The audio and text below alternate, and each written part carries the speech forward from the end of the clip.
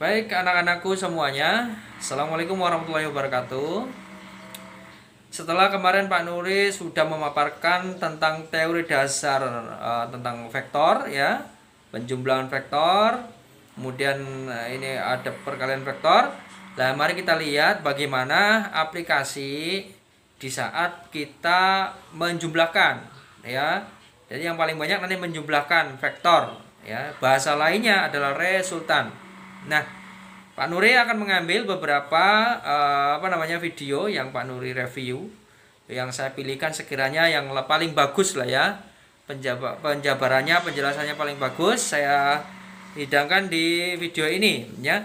Silakan amati, pahami betul sehingga nanti kalian bisa mengerti cara menganalisis, menguraikan vektor dan mendapatkan resultan daripada vektor-vektor dari vektor-vektor yang ada ya, menjadi satu vektor yang utuh atau menjadi resultan vektor ya, atau vektor total gitu ya. Oke, jangan lupa ini channelnya Pak Nuri khusus untuk edukasi kalian ya. Saya buatkan channel khusus ini, silakan di subscribe ya, terus di share ke teman-temannya ya. Jangan lupa dikomentari ya. Saya nanti akan coba tuliskan di akhir video berupa soal dan kalian nanti jabarkan vektor itu ya. Kira-kira berapa nilai resultan vektornya ya, ditulis di kolom komentar, oke? Ya, itu saja ya dulu ya. Selamat belajar, jaga kesehatan. Assalamualaikum warahmatullahi wabarakatuh.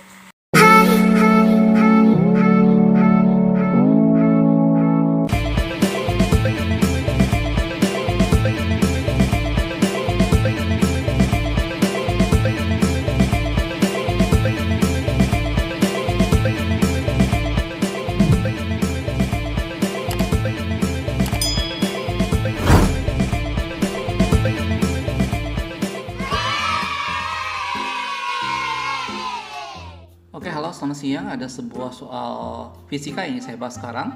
Soal ini berkenaan dengan resultan vektor. Jadi ini salah satu materi fisika yang kalian temui di kelas 10 di bab-bab awal tentang mencari resultan vektor. Dalam hal ini soalnya udah nampak ada 3 buah vektor yang kita letakkan dalam sebuah sumbu koordinat. Jadi ini kita akan kerjakan secara analisis vektor gitu ya. Vektor yang pertama ini yang 6 Newton membentuk sudut 60 derajat terhadap sumbu X. Vektor yang kedua adalah 12 Newton membentuk sudut yang sama juga 60 derajat terhadap sumbu X. Dan vektor yang ketiga adalah 6 Newton dengan posisi tepat berimpit di sumbu X. Pertanyaan dalam soal ini adalah berapa resultan dari ketiga vektor tersebut. Oke, nah untuk mengerjakan resultan vektor secara analitik, maka kita harus mengerjakannya dengan cara menguraikan vektor tersebut dalam arah sumbu X dan sumbu Y dengan memperhatikan sudut apitnya ya. Jadi kalau dia sudut apitnya terhadap sumbu X 60 derajat, maka yang proyeksi terhadap sumbu X itu lihat kosinusnya. Oke, jadi yang pertama kalau kita proyeksi yang sini, yang ini adalah 6 kosinus 60. Sekali lagi karena dia ke arah sumbu X, maka kosinus yang sumbu X-nya gitu ya, karena sudutnya berimpit terhadap sumbu X. Yang arah sumbu Y-nya berarti vektor ini akan menjadi arah ke sana itu adalah 6 sin 60. Oke, vektor yang pertama kita sudah uraikan menjadi 2 buah vektor dalam arah sumbu X dan sumbu Y dengan memperhatikan sudut apitnya. Sudut apitnya 60 terhadap sumbu X, maka yang X ini yang kosinus, yang Y yang sinus. Oke. Sekarang kita lakukan hal yang sama untuk vektor yang kedua, dalam hal ini 12 Newton. Kita proyeksikan terhadap sumbu X ini misalnya. Oke, sehingga dia ada di sini yang nilainya ada 12. Sudutnya juga terhadap sumbu X, berarti ini kosinus. Gitu ya, karena dia berimpit terhadap sumbu X. Berarti yang proyeksi ke arah sumbu Y-nya ini akan menjadi 12 sin 60. Oke, jadi vektor pertama dan vektor kedua sudah kita uraikan dalam arah sumbu X dan sumbu Y. Nah, sekarang bagaimana dengan vektor yang ketiga? Sehubungan dengan vektor ketiga yang tepat berimpit pada sumbu X, akibatnya dalam arah sumbu X nilainya kan tetap 6 Newton. Dalam arah sumbu Y nilainya tidak ada karena dia tepat berimpit dalam arah sumbu X. Jelas ya? Untuk vektor yang ketiga, karena dia tepat berimpit pada sumbu X, maka nilainya ini adalah sama dengan proyeksinya dalam sumbu X, yaitu 6 Newton. Bagaimana dengan proyeksinya dalam arah sumbu Y? Dalam arah sumbu Y, dia proyeksinya adalah 0. Jelas ya? Nah, sekarang setelah kita membuat ini menjadi dalam arah sumbu X sama sumbu Y, maka mencari resultan adalah kita harus mencari total dalam setiap sumbu.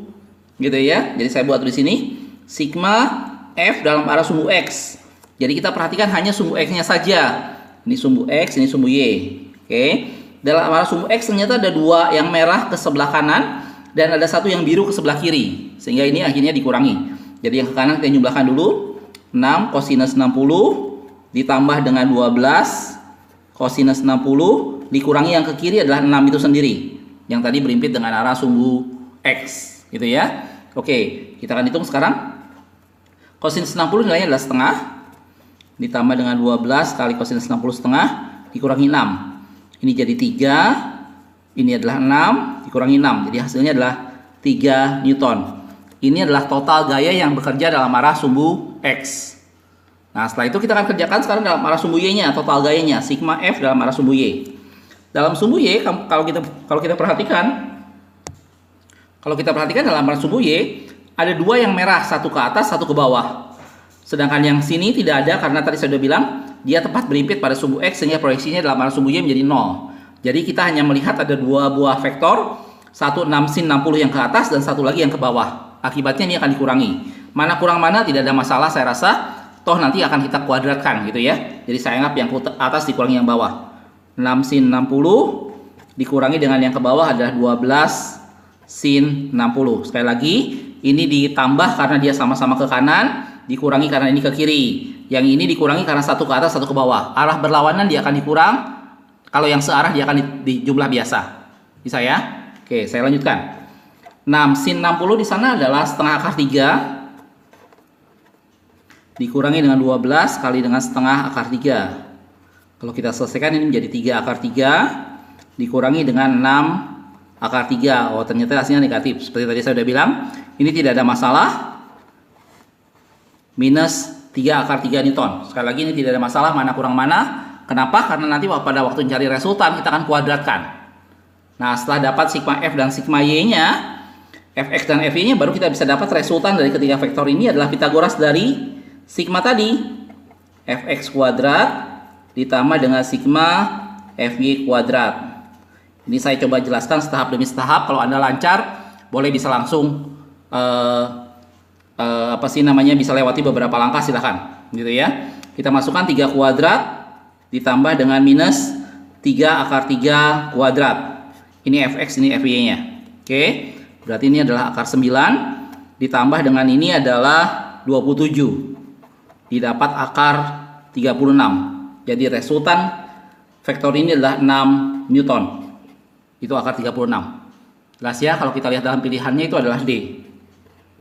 Jadi mencari resultan vektor apabila dia lebih dari 2 vektor, biasanya kita gunakan metode analitik. Dalam metode analitik, vektor tersebut kita akan letakkan dalam sebuah sumbu koordinat.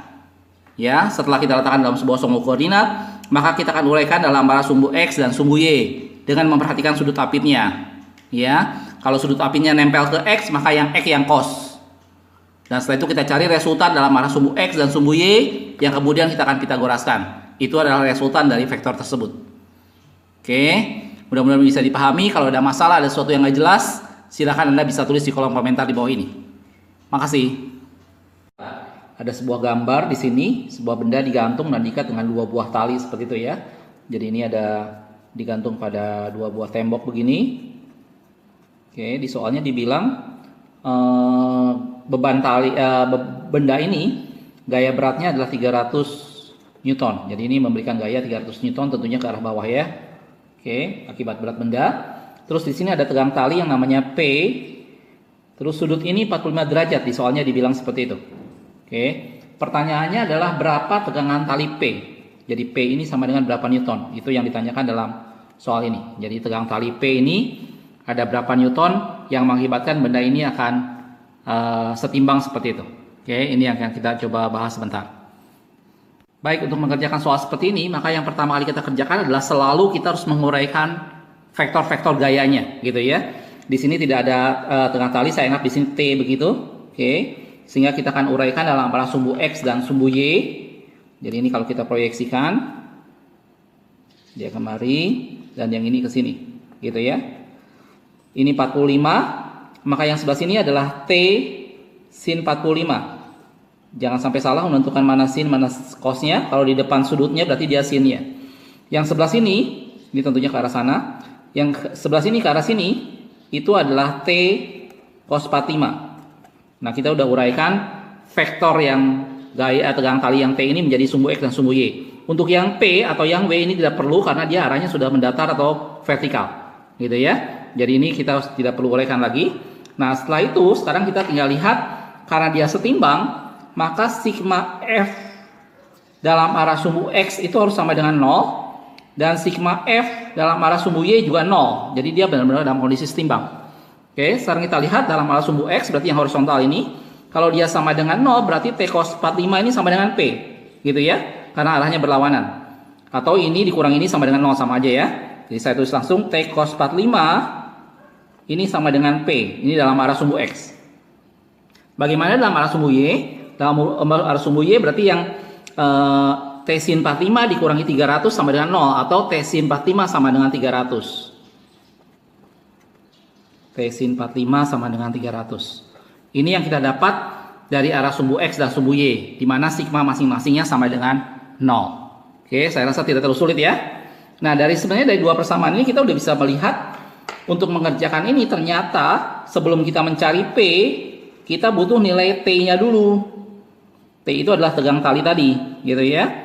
Nah, sekarang kita bisa hitung dari persamaan. Kalau ini anggap persamaan yang pertama, ini persamaan yang kedua. Dari persamaan yang kedua kita bisa cari berapa nilai T-nya. Oke. Saya lanjutkan dari sini. T sin 45 adalah setengah akar 2 sama dengan 300. Sehingga T-nya adalah 300 per setengah akar 2. Gitu ya. Ini kalau hitung ini 600 per akar 2. Jadi ini pelan-pelan aja. 600 per akar 2. Kalau kita rasionalkan dengan kali akar 2 per akar 2, ini jadinya adalah 300 akar 2 Newton. Ini adalah nilai T-nya, arah sini, yang kita dapat dari persamaan yang kedua. Nah, setelah dapat nilai T-nya, nilai P-nya bagaimana? Kita tinggal masukkan ke persamaan yang pertama, gitu ya. Jadi saya masukkan yang pertama, saya tulis di sini. T cos 45 itu adalah P-nya. Gitu. Kita tinggal masukkan T-nya 300 akar 2, cos 45 tadi sama dengan sin 45 yaitu setengah akar 2, ini sama dengan P itu sendiri. Gitu ya. Ini akar 2 dengan akar 2 ini jadi 2 dikali setengah habis. Sehingga nilai P-nya sama dengan 300 Newton. Itulah nilai P tegangan tali dalam arah yang mendatar besarnya 300 Newton. Kalau kita lihat dalam pilihan ABCD-nya itu adalah D. Oke, jadi saya rasa ini tidak terlalu sulit. Yang penting yang harus diingat pada pengerjaan kesetimbangan beda tegar, kita harus selalu menguraikan vektor-vektornya dalam arah sumbu X dan sumbu Y. Dan setelah itu kita perhatikan bahwa sigma gayanya dalam setiap arah itu harus sama dengan 0. Gitu. Untuk itulah dia menunjukkan kondisi setimbang. Dan kalau arahnya berlawanan tentunya dikurangi, kalau arahnya searah tentunya dia akan ditambah. Jelas ya? Jadi hasilnya adalah 300 Newton. Atau tadi saya sudah bilang jawabannya adalah D. Mudah-mudahan bisa dipahami ya.